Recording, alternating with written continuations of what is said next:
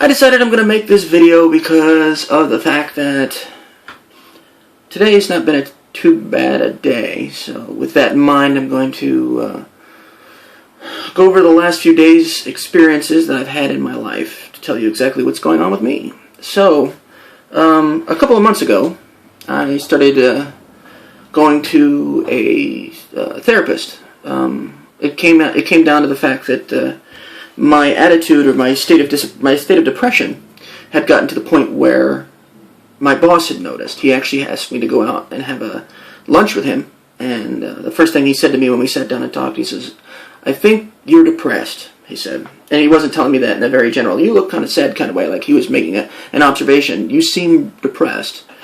And so after having a conversation with my boss, and coming to the understanding that my depression was now starting to affect my work performance, or it was being noticed inside of my work, I knew that something had to be done. So I said, okay, well, I've been trying to get a therapist ever since I got insurance. The problem is that all the therapists that I have available that do night hours aren't accepting any new patients. So what am I supposed to do? I can't go before work because nobody's there at like 5 a.m. and nobody's there after 5 p.m.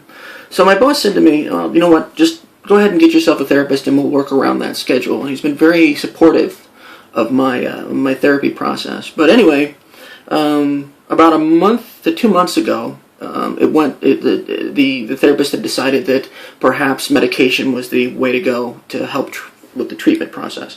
Now, I've lived my entire life unmedicated. I've dealt with all of my depression. I've dealt with all of my issues on my own. I had the support system that I had for dealing it was me, just taking it head on and moving forward, and et cetera, et cetera. So I've always been really resistant to the idea of taking medication, primarily because I felt that it was, I guess a weakness to rely on another source for support. Seemed to me like I was not really taking on the responsibility of me, not looking at the problem and dealing with the problem. What I was doing was relying upon this other thing to take over the responsibility of handling me, and I've never been comfortable with that. So I avoid it, but it's gotten to the point where my depression has really just affected me overall, and I'm really sort of tired of feeling like shit. So I'm willing to put aside my personal prejudices towards medication or my personal concerns about medication to see if it'll work. And so for the last month or so, last 2 months, I've been on Wellbutrin. That's what my therapist had suggested, and because he's not a psychiatrist, he's a psychotherapist, he can't issue medication, so originally I had to go to my primary physician and have them actually issue the prescription, but then when I did that, that doctor told me I needed to get a primary care psychiatrist because they didn't want to be the ones responsible for my medication. And so going back and forth, long story short, even though we're already into the long story, I found a therapist to regulate my medication. And I've only gone to her I think maybe 3 times. And the last time that I went to her was to discuss the effects of the medication that I had. I've been taking 300 milligrams. I started off at 150, and after a week, there was just nothing. After 2 weeks, nothing. After 3 weeks, nothing. So finally, my therapist had asked my therapist, not my psychiatrist, asked me if I could ask my primary care physician if they could increase my dosage. Which they did, but it was at that point that the doctor told me that I needed to pursue actually having a therapist. So after taking 300 milligrams for a month and not feeling a damn thing, I went to my therapist and said, "Look, I've been on this stuff for 2 months now, and nothing. I don't see any change. I don't feel any different. I'm still getting depressed, like I did before. There's nothing new here." And the therapist said, "Okay, well, look, why don't you talk to your psychiatrist and let them know that this isn't working for you, and you'd like to have the medication increased." I said, "Okay." So I got put up to 450 milligrams, and I was on that for 3 days. 3 days. And I was feeling pretty good on Friday. Now, I don't know if it was because of the medication. I don't know if it was because it was Friday and I was just having a good day. I don't know. But I went to the doctor and he asked me how I was feeling, and I told him, I said, "This is how I feel. I feel pretty good. I haven't felt like this in a long, long time. And this is a good thing." I said, "I don't know if it's the medication, or I don't know if it's just, I happen to be having a good day." Well, apparently telling him that I was feeling good was a mistake, because now he's concerned about the dosage and wants me to go back down to 300 milligrams. You know, if it was a medication and I was feeling good, then I would think that that's a good thing, but apparently not. He was concerned, and I asked him, I said, look, I've talked to you like this before. I've talked to you when I was in a bad state of mind and was feeling good that day, so what's the difference between now and then? He goes, oh, no, there's a difference. So having to trust this doctor, I contacted he had suggested that I talk to my psychiatrist about supporting the Wellbutrin with another medication to sort of, it would be a mood stabilizer. So it's supposed to magnify the antidepressant somewhat and then sort of level it out so it doesn't go too high. And he's talking about Abilify. So he told me to contact my therapist, and I did. And my therapist said, well, you know, he said, ask your therapist if she can issue the Abilify prescription tonight so you can just start off there. And I said, okay. So when I called her and I talked to her, nope, she wants me to come in so that I can talk to her about it. So now I'm back down to 300 milligrams because I could take 450, but I'm trusting the doctors that they know what they're talking about. So I'm taking 300 as suggested, and we'll see what happens with that. But things have been a little bit different, I think, in terms of just emotional content for me. Not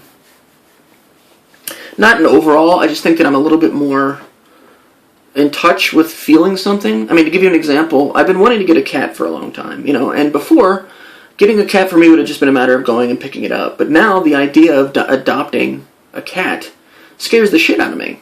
You know, I mean, originally the idea of going to see a cat was like, going to get a cat was like, okay. And then it was like, okay, well, that would mean that I'd have to go into the adoption center, which means I'd have to pass all of these animals and pick one of these animals out of the number of animals that are there. And I'd have to leave all of those animals to die, you know. So the idea of that just really, I couldn't do it. I couldn't go into a shelter and walk past a bunch of animals and leave them there to die so that I can get one. You know, I couldn't do that. It bothered me too much. And, you know, people said, well, you know, you're doing help for one. I said, I understand that. I understand that I'm helping one animal, but I still just don't like the idea of, I just can't handle the idea of knowing that you know, by picking this one animal, that the rest of them are just going to die. I can't do that. So, I know it's not necessarily true, but in most cases, these animals don't get adopted and they have to be euthanized. And I just don't like the idea of that, even though I understand there's a reason for it and it makes sense. So anyway, you know, talking with a couple friends of mine about this on and off,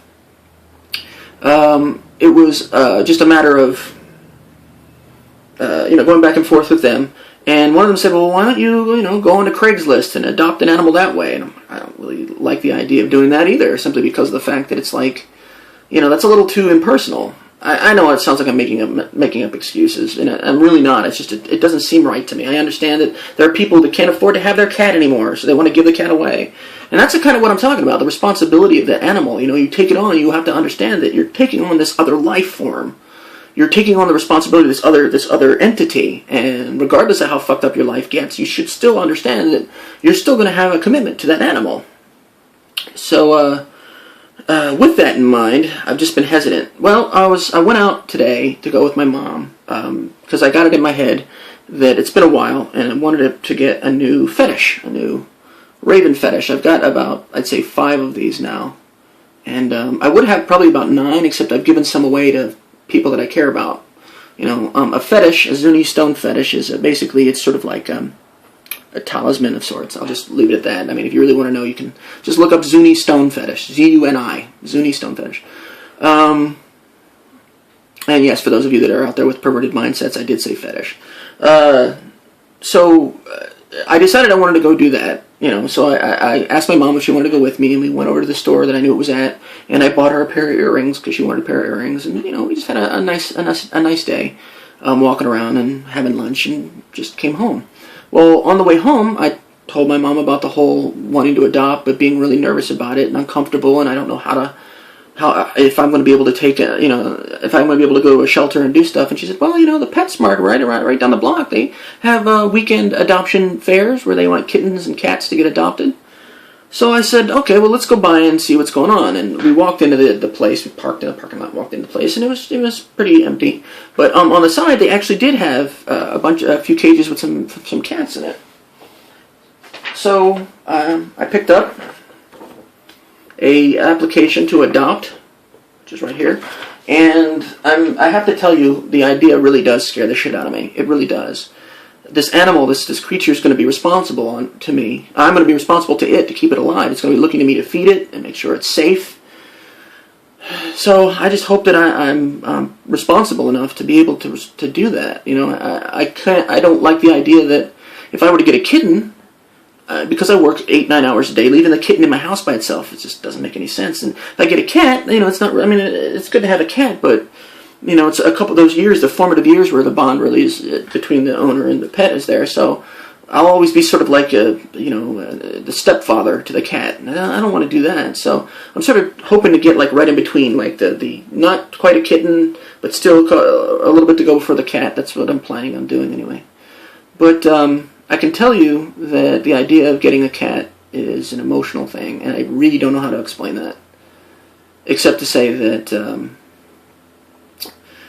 every time I think about getting a cat, every time I think about it, I feel like, and this is going to sound really strange, but I feel like if I do get a cat, it's going to make me cry, and that's really weird. I don't know how to explain it beyond that. And I told that to my doctor. I told him that. I said, I have this image in my head that I get the cat and I start crying, and I don't understand why, but I know what it feels like. I know what I'm feeling inside when I think about getting this animal, and it bothers me.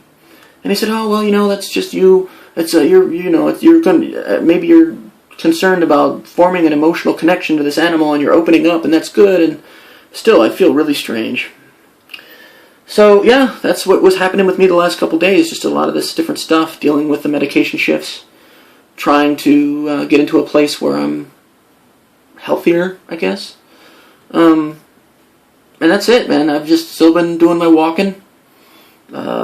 Still trying to become a better me and do what I can. So that's my life in a nutshell. So yeah, no craziness. I'm sure there are other things that I could talk about, but I think at this point I'll just stop there and give you that update. So that is my life. That is what's going on with me. I hope you're doing well. Okay, I'll talk to y'all later.